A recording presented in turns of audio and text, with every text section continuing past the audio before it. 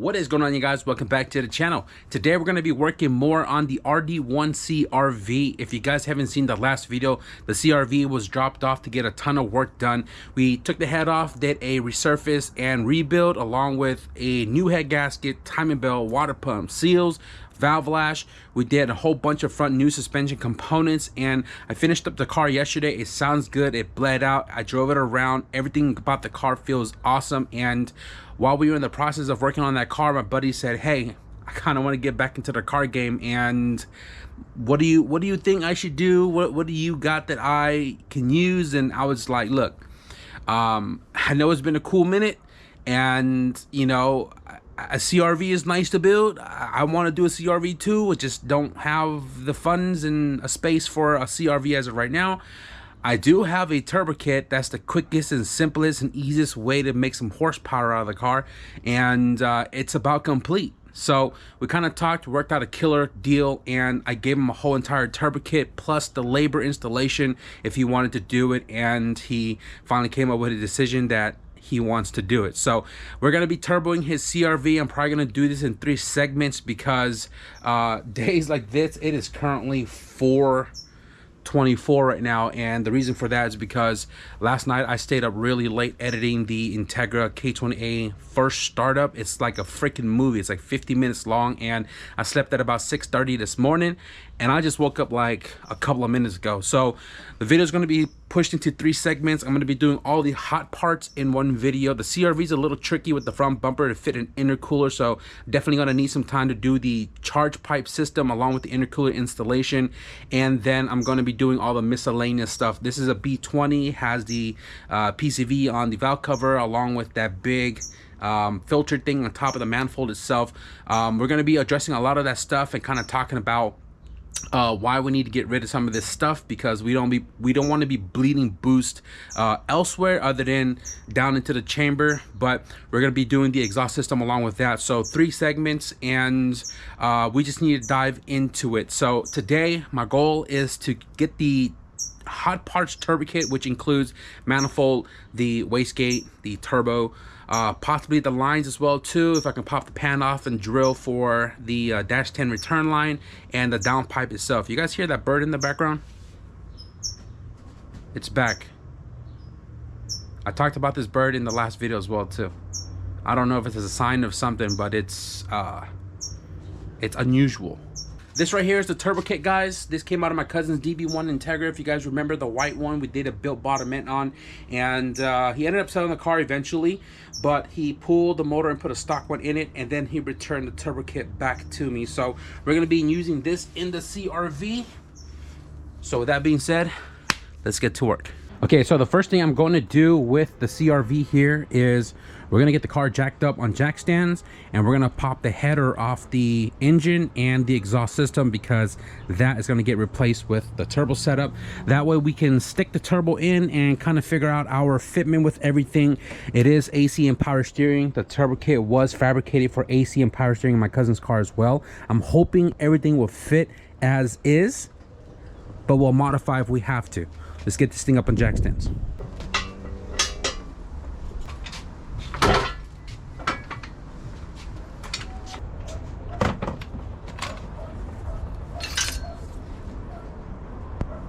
Yo, what the what the hell? Yo, this whole entire thing just came off. Oh yeah, we gotta address this when the header's off.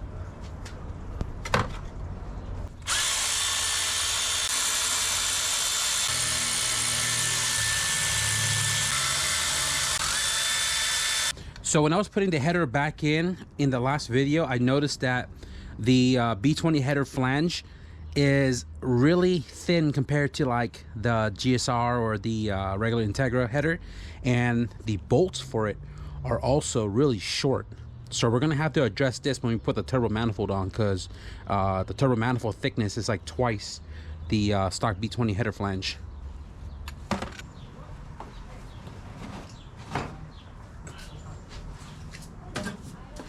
Somebody definitely pulled the header off before, because the bolts that hold the cat to the header is all stripped.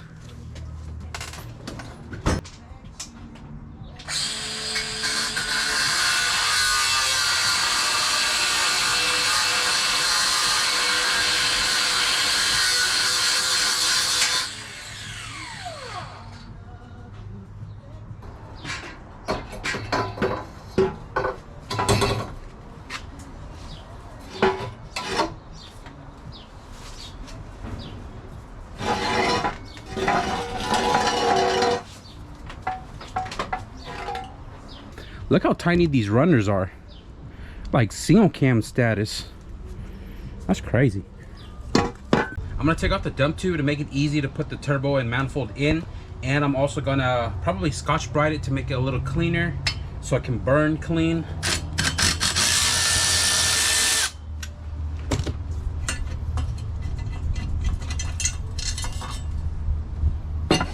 I might change the flex pipe because it is a little beat up. It's not leaking, but it looks fugly.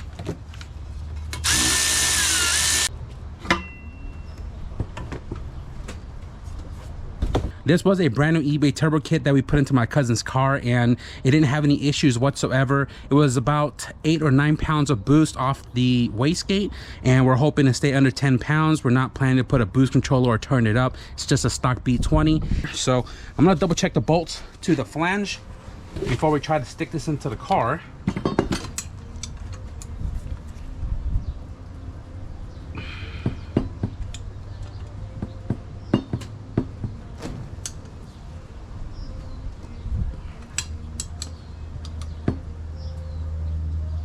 I'm gonna go ahead and remove the return line as well. Now, if you guys pay attention, the turbo is snailed towards the block instead of out the other way, where the turbo will be sitting like all the way over here. And that is for, obviously, if you're keeping AC, to kind of, you know, steer away from the condenser and condenser fan, the radiator itself. Now, I'm a little worried because we did shave this to fit my cousin's engine. And the only thing I'm worried about between the CRV and the DB1 is that this is a hydro trans. So we have the clutch slave sticking out right here just a little bit, but crossing fingers we don't interfere with that.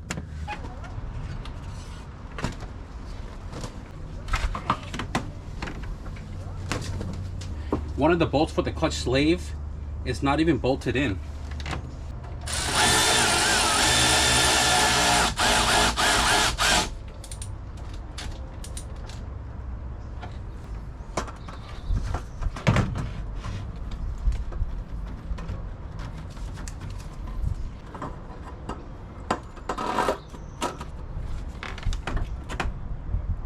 Okay, it actually clears the block. That's good. I do need to clock the compressor housing a little bit because it might interfere with one of the fans. Oh, but it looks good. It looks good. Back in my day, we pitched with nothing more than a hand-drawn storyboard and caught in the smoke.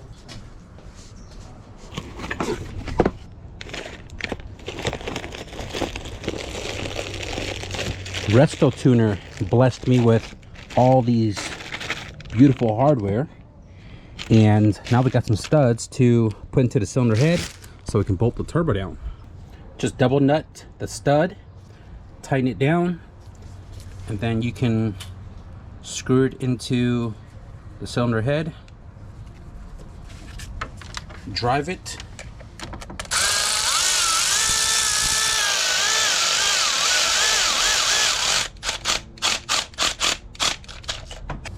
give it a little snug. There we go. And then all you got to do is just break the nut loose.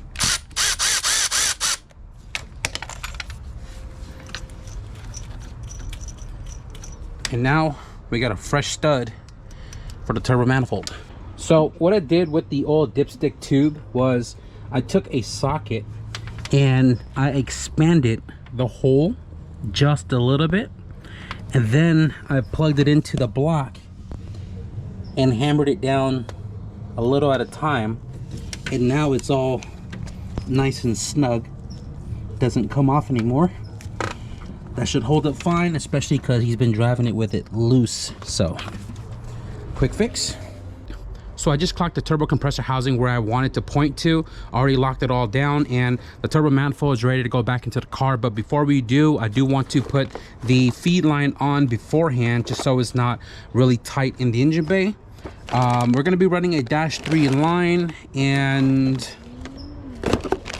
we're not going to run any restrictor because this is just a journal bearing turbo.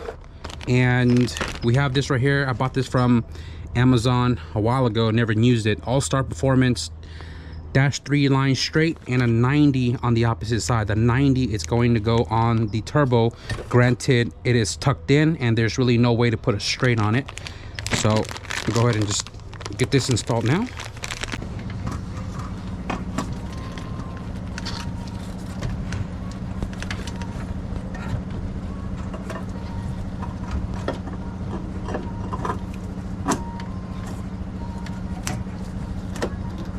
The hot parts of the turbo kit is installed. Turbo manifold, turbo, wastegate, all secured with the lesser tuner hardware, looking really good. And if you step back, you really can't tell.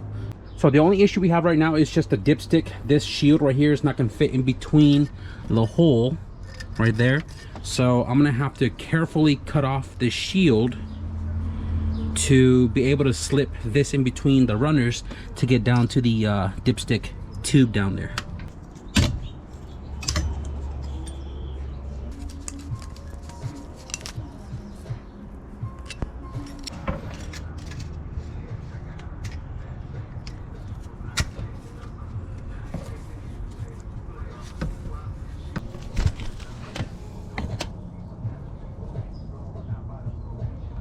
As I mentioned, I am going to be modifying the downpipe, but for right now I need to put it on the turbo and then figure out where the return line is going to land on the oil pan so we can drop the pan, bung it, new oil pan gasket, then the downpipe. A little hard to see, but the return line right here is bolted onto the turbo loosely and it has a 90 coming off. And then I guess the way I did it was it loops around the downpipe and then it lands somewhere right here with a 45 degree. And then the -10 is on the oil pan between these two bolts at the highest point. So it's gonna be somewhere right there. Obviously we're missing the fitting. And when the downpipe is all said and done, I'm gonna heat wrap it just to about here to kind of keep heat away from this and obviously the radiator. But the cool thing is the downpipe obviously clears the AC by a lot. And when it's flushed up on the turbo, it actually clears the transfer case, surprisingly. But again, we're going to be modifying this back half and then building an exhaust system. But man, this thing is super freaking dirty. But yeah, pop the downpipe off, drain the oil, drop the pan, scrub the hell out of it, and weld on the -10 bung.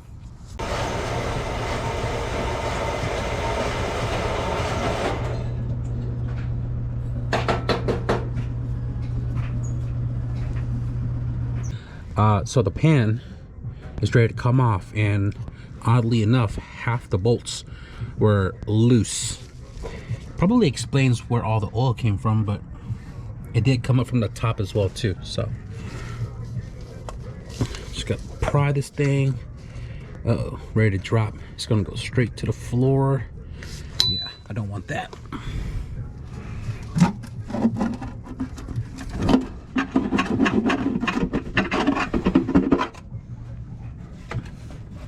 Not shabby. Not shabby.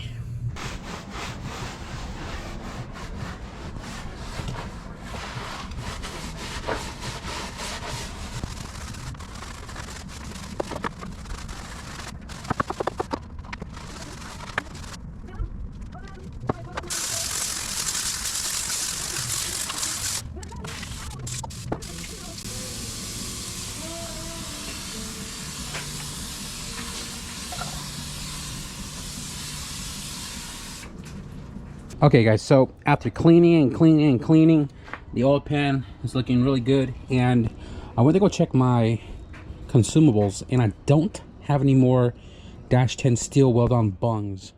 I didn't check beforehand, my fault. But I do have this steel -10 bung that you crank down instead of welding. This is like good for those who don't have a welding machine. You can just drill the hole to the size of this thread right here on the inside, and then it has two rubber crush washers, and then you pretty much just crank it down and it should create a tight seal. And Hunter Tune actually used this a lot, so we know it's proven. I could just use the steel part and weld it directly to the pan, but I guess I'm just going to show you guys this in a sense of those who don't have welding machine. We're gonna crank this down to get our -10 return bung right there somewhere. So I'm gonna go ahead and get my markings down and drill out our hole. Got to make sure the surface is dry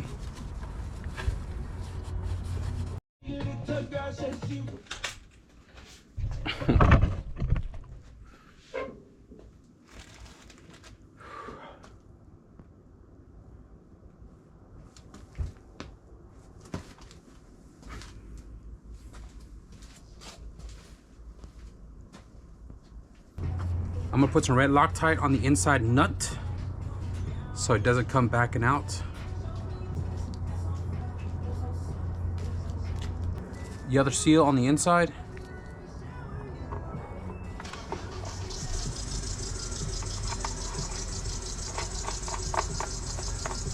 Size 24.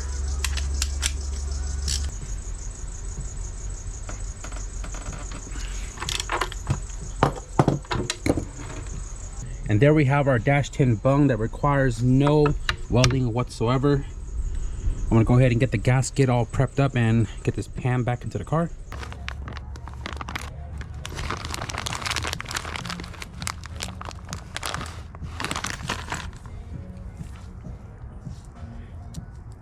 If you know, you know. Okay, so we got the oil pan back on, dash 10 bung, new oil pan gasket. I cleaned all the bolts as well, and the shield over here is clean. Now you can see all the dirt around the transmission and stuff. I noticed that somebody opened up the transmission before, because that's not the RTV from factory, and it makes sense because there's missing bolts everywhere. Obviously this was loose earlier, and there's a lot of signs that something here had came out before. But anyways, so oil pan back on. So I had to rebuild the return line because the old one had a end that was meant for a 45, and I don't have any 45 at all. I need a restock for sure. So now it still has a downslope, but to a straight instead of a 45. The new return line is a little bit longer, but it should work out perfectly fine. I'm not worried about it. Return line done. Not gonna lie to you guys, I had to rob this oil feed adapter from my silver sedan because the car is still down. I'll put another one in order, but I really do want to turn this car on tonight. It's like 10:30 right now, and I really just want to button up all the hot parts. So this right here threads into the oil pressure sensor in the back of the block, and then the sensor obviously goes in front of that, right? And you can use this to turn this into the block, right, without this fitting. And then once you position the block wherever your feed line is going to be, in our case it's going to be straight up, or actually I think it's going to aim towards the passenger side. So once I get this aim where I need it to go, then I can thread this fitting right here, which is a -3 for the feed line, right? And the line right here is already ran underneath to the back of the block. I'm probably gonna put some loom on this just to kind of hide the stainless. I'm gonna crawl underneath the car to install this piece right now. I'll show you guys how it looks after, because it is really crammed behind the engine, so it's kind of hard to show you guys what I'm trying to do here. We got the oil feed adapter installed right there with the oil pressure sensor connected. The -3 line you can see right there going up towards the manifold. I think we're ready to fire this thing over. Again, I want to prime the engine, get some oil circulated into the lines. So I'm going to disable the ECU so that way we don't have fuel going into the cylinder.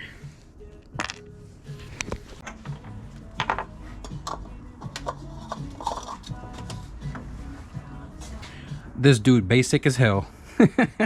Hey, this will work though. This will work.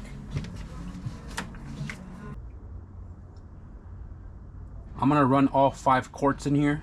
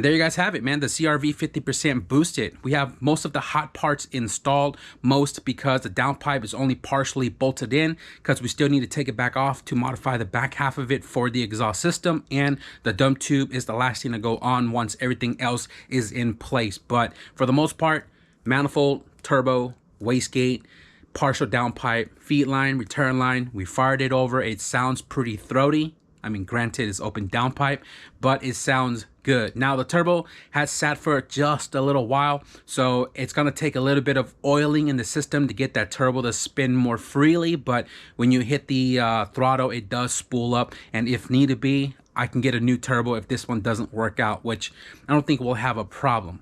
The next thing to do on the list for the CRV is the cold side charge piping, which is the charge pipe from the turbo to an intercooler, which I need to go pick up from the storage unit tomorrow. Intercooler to the charge pipe that goes up to the throttle body and the blow-off valve. I think I have part of the charge pipe here, but if needed be, we can build a new setup if we have to. Before I wrap up this video though, I got a couple of packages from the PO box and I totally forgot about it, and I want to unbox it with you guys before we wrap it up. So the first thing, this one oddly doesn't have a name on it, but it came from San Bernardino, so let's go ahead and open this thing up.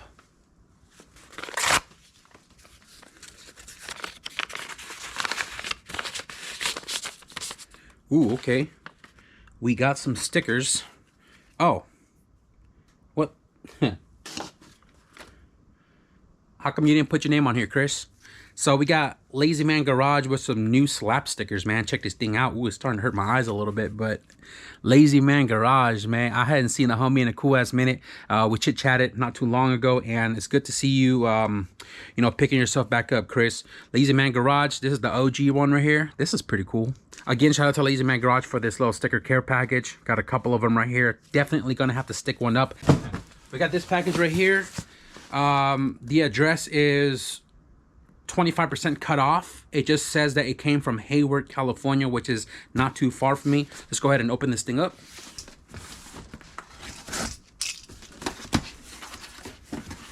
I cut right through the letter.